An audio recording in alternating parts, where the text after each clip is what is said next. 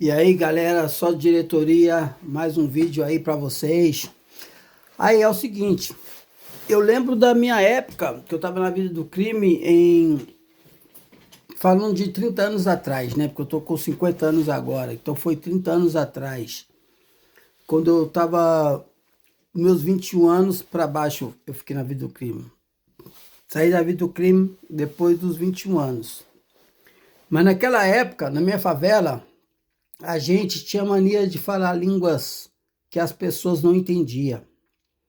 Então a gente começou a criar a língua entre nós mesmos, a língua do P. Nós falávamos a língua do P, a língua do S, do X, do L, do T, do R, de todas as misturas, só para variar um pouco o português. E a gente criava isso para as pessoas não entenderem o que a gente falava, porque a gente sempre ficava falando de tudo na rua, na beira da casa dos outros, dos vizinhos, e falando, se achando, né? Que era super-herói de fazer as merdas que fazia, por estar roubando, por estar fazendo um monte de coisa. Então, para a gente evitar que as pessoas escutassem, entendessem, nossos vizinhos, nós começamos a criar línguas do X, do R, do P, do L. Nós começamos a falar isso aí, tanto é que essa língua, nós tiramos essa língua de um programa de televisão, que nessa época que a gente era criança, tinha um programa que chamava assim, ó, Lupulipi Clapatopô. Desse programa, nós criamos a língua do P. Aí nós começamos a Lupulipi Clapatopô, Epeu, Fapalo, Papá, você P. Aí nós começamos a criar a língua do P. Aí essa língua do P estralou, esparramou na nossa favela, da nossa favela começou a correr a todo Belo Horizonte, de Belo Horizonte já começou a ir para outros lugares, que vinha gente de outros lugares para nossa favela aí, já levava para Rio de Janeiro, para São Paulo, e aí foi distribuindo para todo o Brasil. Mas nós criamos essa língua, foi até a gangue que eu pertencia que criou essa língua, era a gangue DGM. E essa gangue, nós começamos a falar isso do Lupulipliclapatopô e começamos a usar isso no nosso dia a dia. E a gente falava epeu, fapalo, prapá, você pê, entendepê, quepeu, topô, falampano. Você entendeu? Eu falo para você entender o que eu tô falando. Epeu, fapalo, prapá, você pê, entendepê, quepeu, topô, falampano. Por quapá, e se pi, no mamão ponto, ponto, se che, é, é, troca, perdão, que eu falei a língua do P, francês, que eu falo francês, aí então eu melangeio o francês com a língua do P. Mas é porque quando falo a língua do P, parece um pouco com o francês. Eu já falo francês, aí quando eu misturo a língua do P para falar na língua que eu falava antes, eu acabo entrando no francês. Mas, por exemplo, eu fapalo. Ou posso separar duas vezes, epeu fapalo, ou epeu fapalo. Epeu fapalo, pra pá você pê, eu falo pra você. Epeu fapalo, pra pá você pê, entender pê, o que é peu fapalo. Então, falando isso rápido, e para as pessoas que não entendem bem a língua no Brasil, a gente usava essas línguas só para as pessoas não entenderem o que a gente falava. Só que no momento, passado o tempo, as pessoas perceberam que a gente usava essas línguas. E quem falava essa língua na minha favela já era discriminado, já era visto como bandido, como malandro. Então o pessoal já, opa, se fica falando essas línguas aí, você já está se rotulando a malandro. Não importava nem o que ele falava para as pessoas. Só dele usar essa língua, já era considerado malandro e falando coisas que já sabia que era coisa ruim, sem saber especificamente do que falava. Mas aí a galera, tudo ficava nessa. Aí começou a mudar. Do P passou pro R, ele, eu, farial, seria, sirim, epeu, fapalo, prapá, você pê, assim, pim, ele, eu, falalo, palá, você lê, assim, li, exeu, faxalo, paxá, você xê, sixim. Então, começou CH, aí começou exeu, faxalo, paxá, sixim, praxá. Então, começamos a criar línguas diferentes.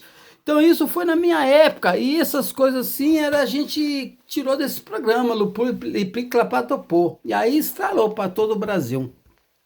Mas aí galera, só estou falando assim de experiências que eu passei antes, para entender como as coisas de hoje mudou muito na vida do crime. Porque naquela época que eu vivia, não havia facções. havia algumas gangues, era chamado de gangue, não era nem facção, né, nem máfia, era gangue. Só existia Comando Vermelho. Só que o Comando Vermelho, que eu me lembro, naquela época não era chamado de facção, era chamado de máfia mesmo. Dava o nome de máfia, máfia do Comando Vermelho, é uma máfia. A gente falava, é uma máfia, mas sabia que era uma organização muito grande, que era o Comando Vermelho. Só isso, naquela época minha, que eu me lembro, assim, né? Porque talvez tinha muitas outras coisas, mas eu não estava por dentro do que havia por detrás disso. Então, na minha época, eu lembro que a gente, quando ficava na favela, assim, quando fazia as coisas que não deve, era um por um e Deus por todos, era olho por olho e dente por dente, era a lei do cão. Às vezes até o próprio irmão traria o irmão por qualquer outra coisa, era irmão matando irmão, era primo matando primo, era amigo matando amigo, era uma coisa assim, uma coisa que não tinha organizações. Não tinha organizações. Poderia ter o máximo um parceiro de um que era amigo do outro, mas não era assim como hoje, que é tudo organizado, tudo tem tribunais do crime, tem um tribunal para isso, para julgar, para condenar, para matar e tá. Você vai na prisão lá, já tem também a facção, tá tudo um através do outro. Então hoje as coisas estão mais assim, alienada, manipulada por outros que estão acima do poder deles. E, então, na minha época, como era um tempo assim, meio, tipo assim, como vamos dizer assim, as pessoas na minha época, eu acredito que entravam na vida do crime mais mesmo por aventura e também por poucos por necessidade, mas a maioria mesmo era para aventura mesmo, na minha época. Era todo mundo se engambando, se agradecendo e falando para todo mundo, eu fiz isso, eu fiz aquilo. Uma coisinha que ele faria pequena, uns até aumentava, falava que fazia grande, e tinha um prazer de ficar contando o que fazia. E assim, era tudo bem transparente, né, a galera naquela época. Hoje as coisas são mais escondidas, ninguém fala quase nada e fica todo mundo, ó, boca fechada, tudo isso. Mas o que eu quero dizer aqui, o importante que eu quero lembrar aqui, que eu vim falar das línguas que tinha naquela época, né? Mas o que eu quero lembrar aqui, a você que está nessa, com a experiência que eu tive, eu consegui sair, cara. Eu consegui sair. Eu estou aqui, ó, buscando cada dia mais alternatividade, criando minha. Aprendi a tatuar depois que eu saí da vida do crime. Olha, aprendi a tatuar, aprendi a fazer colares, pulseira, arame, tudo no arame, na prata, não importa o tipo de arame, pode ser arame de prata, de cobre, de latão, de ouro, não importa. Uma vez você aprende a trabalhar com arame, você pode usar o arame que você quiser. E aprendi a fazer anéis, pulseira, brinco, colares, no macramê, na linha, no arame. E também trabalho também com escultura, faço escultura em adornos e escultura em durepox. Não importa a massa, qualquer massa que seja, eu posso usar, que não seja durepox também, pode ser na cerâmica, na argila. Faço pinturas também, sei fazer pinturas, faço pinturas, quadros, escrevo livro. A arte em si ela é muito grande. Faço música, faço teatros, faço várias coisas, tudo para me ocupar dentro da área artística, para não ter tempo para ficar aí coçando o saco, vamos dizer assim, né? Coçando o saco, não fazendo nada, e preguiça de não fazer nada, e ainda quando quer fazer alguma coisa, faz coisa que não presta e vai roubar os outros e fazer a merda, né?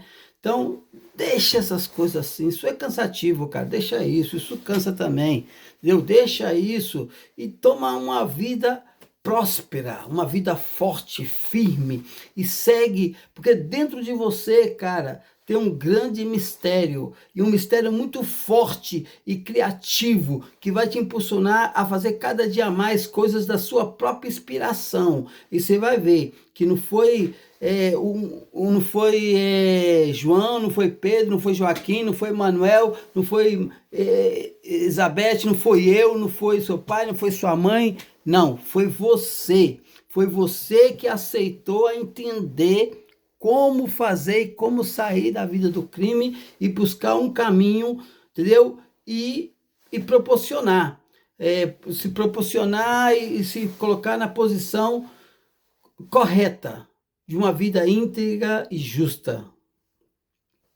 Entendeu? Porque quando você se propõe a fazer uma coisa, quando você levanta a coragem, meu irmão, ninguém te segura. Quando você quer mesmo, você sabe, ninguém te segura. E você pode, cara, mas não faça nada. Eu não entrei na arte já pensando, vou fazer arte para ganhar dinheiro, porque eu preciso de ganhar dinheiro, porque não. Cara, cada um entra na arte de um jeito. Se você quiser entrar pensando em dinheiro, faz o que você quiser. Mas eu entrei na arte não pensando em dinheiro. Eu entrei na arte revoltado contra o dinheiro. Porque eu era tão louco pelo dinheiro antigamente que eu fazia merda. Entendeu? Eu fazia merda por causa do dinheiro.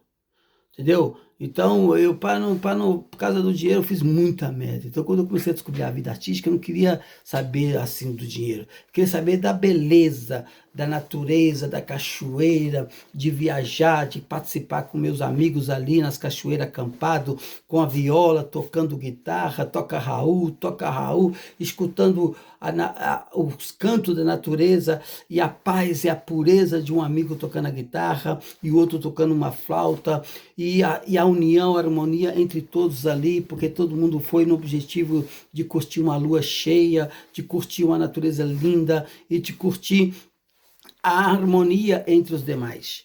Então isso é importante, cara. Existe um povo brasileiro lindo demais, que anda por aí viajando, acampando quando tem férias, no seu tempo de trabalho ou de escola. Eles vão buscar uma natureza e lá tem aquele povo alternativo, místico, aquele povo, vamos dizer, um pouco hippie, né? Mas é um povo amoroso, um povo que tem energia astral para você se juntar no meio desse povo, dessa tribo, sentir essa caloria e falar, poxa, cara, o que eu estou fazendo perdido, quase morrendo não sei aonde, sendo que aqui eu encontrei amigos, amigas, encontrei a natureza, encontrei lugares onde eu posso participar de movimentos, de rituais indígenas com as pessoas, de coisas maravilhosas. Então te chamo, venha com amor, com paz e com muita tranquilidade no coração.